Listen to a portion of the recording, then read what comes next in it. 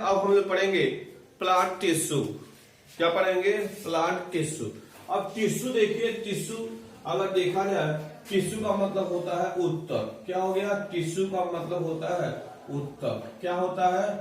Tissue, ऊतक। Clear हो गया आपको?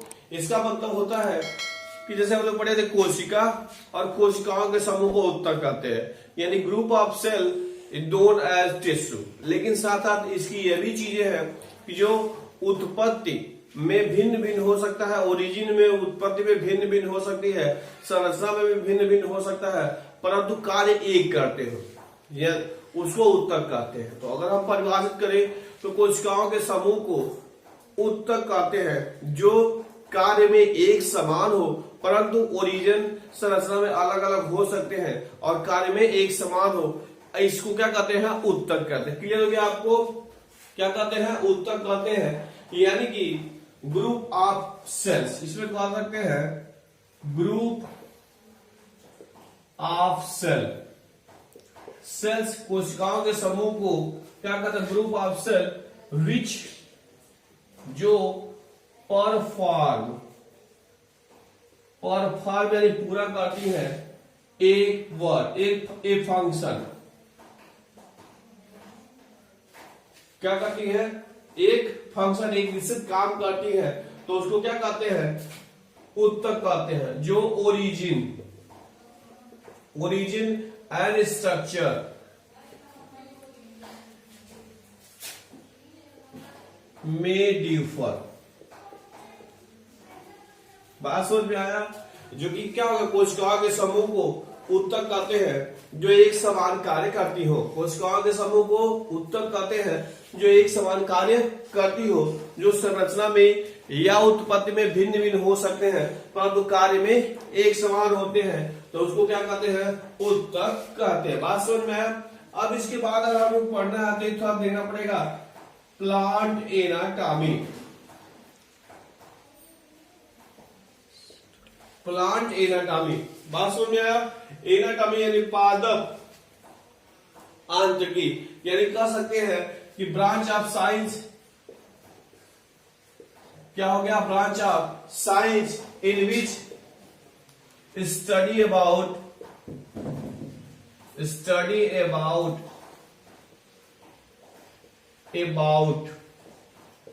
Internal structure of plant. Clear हो गया? यानी विज्ञान की वह शाखा जिसके अंतर्गत हम पादपों की आंतरिक संरचनाओं का अध्ययन करते हैं, प्लांट एनाटॉमी कहलाता है। ठीक है? एक साहब थे एन ग्रीव, इनको क्या कहते हैं? फादर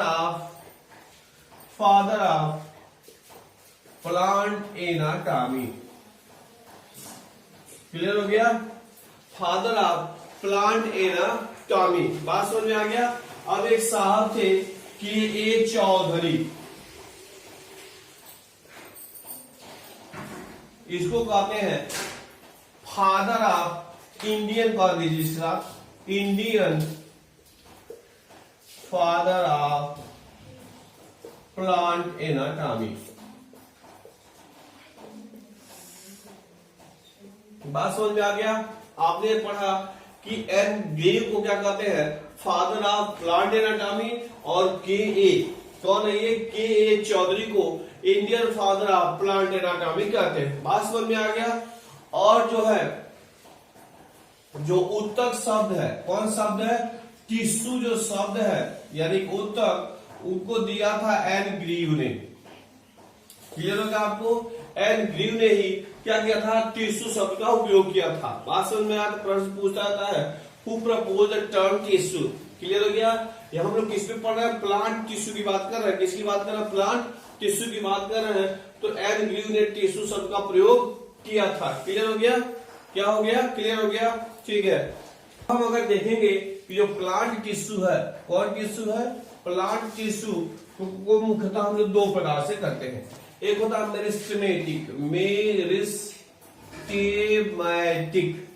मेरिस्टेमेटिक टिश्यू, विभाजोत्तक ऊतक। कौन ऊतक? विभाजोत्तक ऊतक।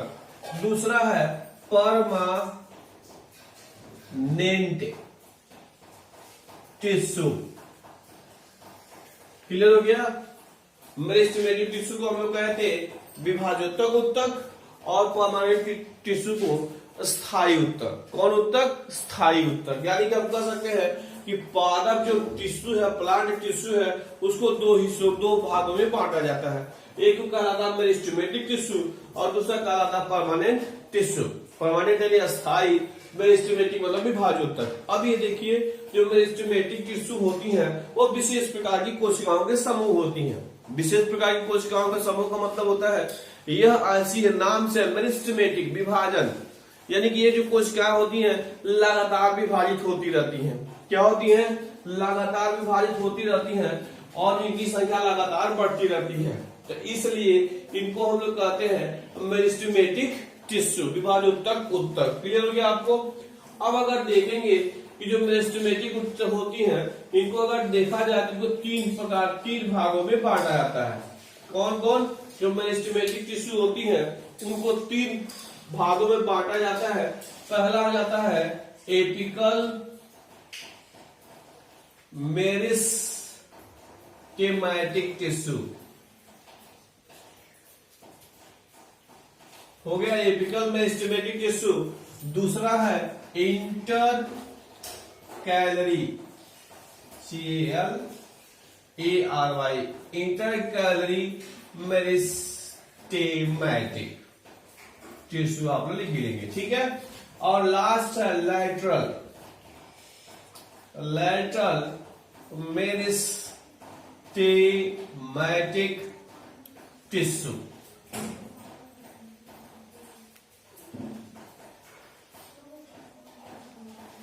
क्लियर हो गया आपको। तो ये तीन प्रकार हो गए, यानी कि एपिकल मेरिस्टेम,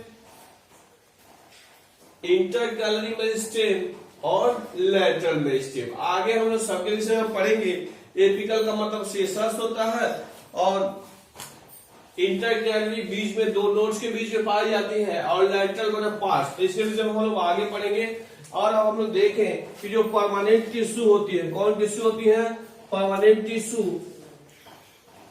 ये तीन प्रकार की होती है। परमानेंट टिश्यू का मतलब होता है ऐसे उत्तक जिनकी संरचना स्थायी हो जाती है। क्या होती है? अस्थायी संरचना होती है, तो उसको परमानेंट टिश्यू कहते हैं। और अगर हम इसमें देखें तो परमानेंट टिश्यू में पहला हो जाता है सिंपल, दूसरा है कॉम्प्लेक्स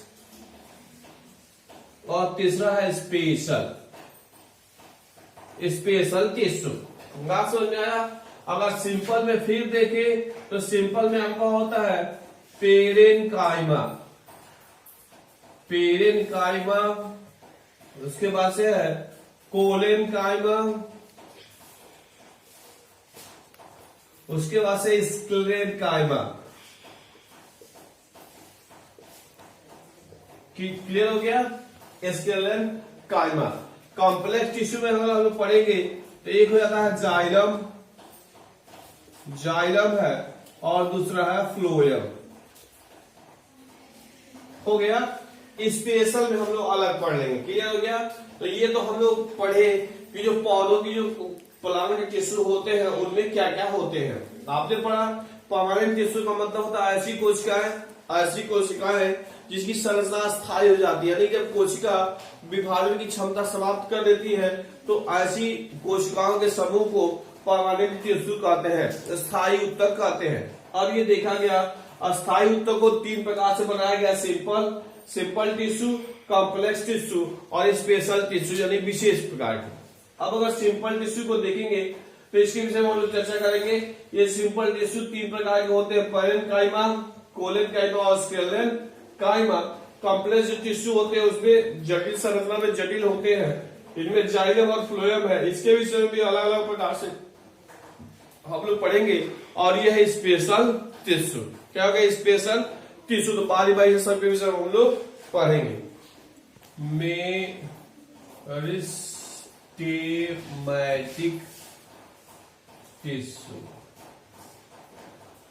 मेरिस्टेमेटिक टिश्यू क्लियर हो गया। तो हम लोग चर्चा किए थे कि मेरिस्टेमेटिक टिश्यू क्या होते हैं, एक विशेष प्रकार की कोशिकाओं के समूह होती हैं जिसमें कोशिकाएं लगातार विभाजित होती रहती हैं। क्या होती हैं? लगातार विभाजित होती रहती हैं। तो इन कोशिकाओं के समूह को क्या कहते हैं? Meristematic tissue. क्या कहते हैं? Meristematic tissue. यानी कि क्या हो गया? Group of cell, group of cell. किन कोशिकाओं का समूह होता है? Continuous growth, continuous growth division लिख दीजिए। बात समझ में आया? कॉन्टिन्यूअस, कॉन्टिन्यूअस, कॉन्टिन्यूअस ग्रोथ यानी कि लगातार क्या होती है? विभाजित होती रहती है। ग्रोथ लिखा गया डिवीजन, विभाजित होती रहती है। अब इनका जो सेल वॉल होता है थिन सेल वॉल। इन कोशिकाओं का जो भित्ति होती है वह क्या होता है? पतली होती है। रेक्टेंगुलर, रेक्टेंगुलर याद होगा आपको, षष्ठभुजी हम कह सकते हैं उसको। इसमें नो वैक्यूल, जिसमें किसी प्रकार की रिक्तिका नहीं होती है। नो प्लास्टिक, लवक भी नहीं पाया जाता है। क्लियर हो गया आपको? No intercellular space, no inter cellular space. इसमें कोशिका के बीच का जो स्थान होता है किसी प्रकार का कोई अवकाश नहीं पाया जाता है। और कह सकते हैं कि इनका जो प्रोटोप्लाज्म होता है, प्रोटोप्लाज्म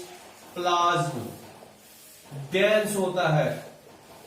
क्लियर होगा? डेंस यानी घना, डेंस यानी कि घना होता है, यानी कि ये बहुत ज्यादा एक्टिव रहता है। एक्टिव, डेंस भी होता है और कह सकते हैं एक्टिव रहता है, सक्रिय रहता है, जिसके प्रकार से इसलिए ऐसा घटना घटती है। यदि फिर हम लोग क्लियर करें कि मेरिस्टेमेटिक कोशिकाएं उत्तक होती हैं, वह क्या होता है? ऐसी कोशिकाओं का समूह होता है जो लगातार कोशिकाएं विभाजित होती रहती हैं। इन कोशिकाओं की जो कोशिका भित्ति होती है पतली होती है, थिन सेल वॉल, रेक्टेंगुलर होते हैं, षष्ठभुजी होते हैं, कोणाकार संरचना रहता है। नो वैक्यूल, इन कोशिकाओं में किसी प्रकार का वैक्यूल यानी रिक्तिका नहीं पाई जाती है। इन कोशिकाओं में किसी प्रकार का क्या हो गया? प्लास्टिक यानी लवक भी नहीं पाया जाता है। नो इंटरसेल्युलर स्पेस, किसी प्रकार का कोई अंतराकोशिकीय अवकाश नहीं पाई जाती है। प्रोटोप्लाज्म जो होता है डेंस होता है, घना होता है और एक्टिव होता है, बहुत अधिक सक्रिय होता है, जिसके वजह से क्या करते हैं? ये बहुत तेजी से विभाजित होती है। एक और चीज कह सकते हैं, न्यूक्लियस जो होता है प्रोमिनेंट होता है, प्रोमिनेंट यानी प्रभावी होता है। तो इसलिए ये सारा कैरेक्टर पाया जाता है इन मेरिस्टेमेटिक टिश्यू को। अब याद होगा आपको कि मेरिस्टेमेटिक टिश्यू जो होता था, अब देखिए हम लोग चर्चा किए मेरिस्टेमेटिक टिश्यू जो पढ़े थे, तो याद होगा इसके पहले वाला तो हम पढ़े थे कि जो मेरिस्टेमेटिक टिश्यू होता है उसको तीन प्रकार का होता है। एपिकल मेरिस्टेम, इंटरकैलरी मेरिस्टेम और लैटरल मेरिस्टेम। तो सबसे पहले चर्चा करेंगे एपिकल मेरिस्टेम या मेरिस्टेमेटिक टिश्यू। क्या हो गया? एपिकल मेरिस्टेम या एपिकल मेरिस्टेमेटिक टिश्यू। इसको हम लोग कहते हैं शीर्षस्थ विभाजोत्तक उत्तक।